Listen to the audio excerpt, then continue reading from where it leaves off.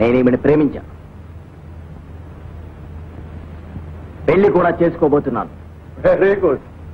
ఇంతకాలం నుంచి తండ్రి అనేవాడు ఉన్నాడని, ఏం చేసినా వాడితో చెప్పాలని ఉన్నా లేకపోయినా అట్లీస్ట్ ఈ పెళ్ళైనా నాతో చెప్పావు. Thank you. సారీ, నీకు చెప్పాలనే ఉద్దేశం నాకు ఎప్పుడూ లేదు. కానీ నీ పర్మిషన్ లేకుండా ఈమె నన్ను పెళ్లి చేసుకోనంది. ఈమె నాకు కావాలి, అందుకే వచ్చా. అఫ్ కోర్స్ నువ్వు వద్దన్న ఈ పెళ్లి ఆగదు. సే yes or no. కావాలంటే కాళ్ళ మీద పడతాం.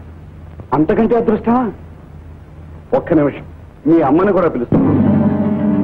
అమ్మా.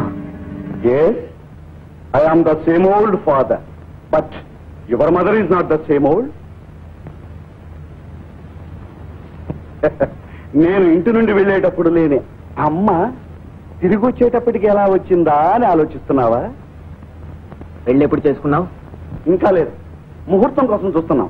కుదరగానే శుభలేఖ పంపిస్తాను. రాము, మీ అమ్మగారిని రమ్మను, అబ్బాయి గారు వచ్చారని చెప్పు.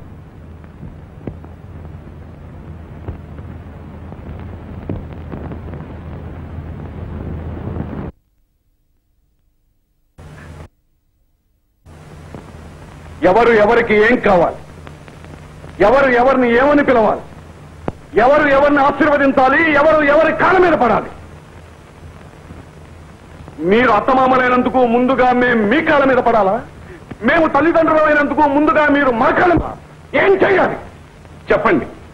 ఈ సమస్యకు పరిష్కార మార్గం ఏమి? ఎదురెదురు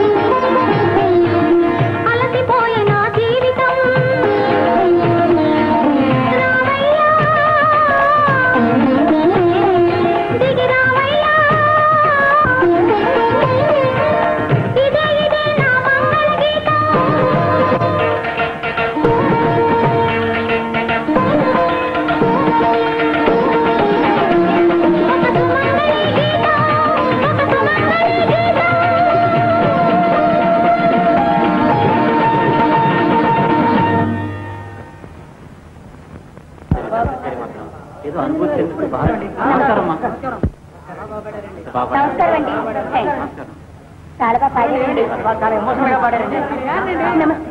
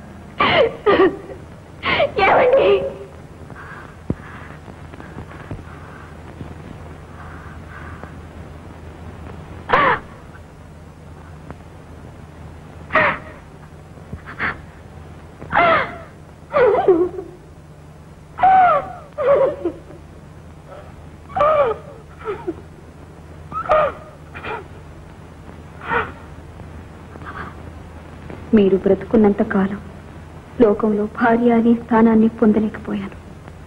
కానీ మీరు పోవడంతో విధవ అనే స్థానాన్ని పొందగలుగుతున్నాను.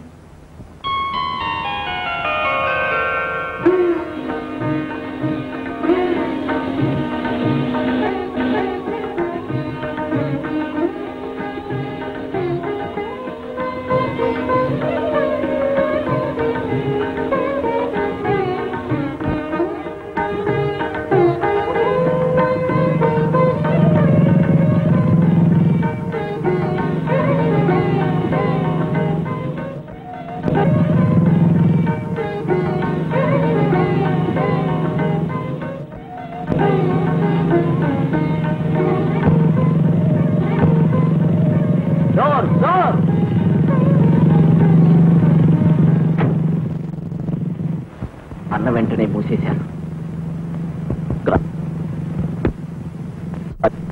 అది నా వల్ల కాలేదు.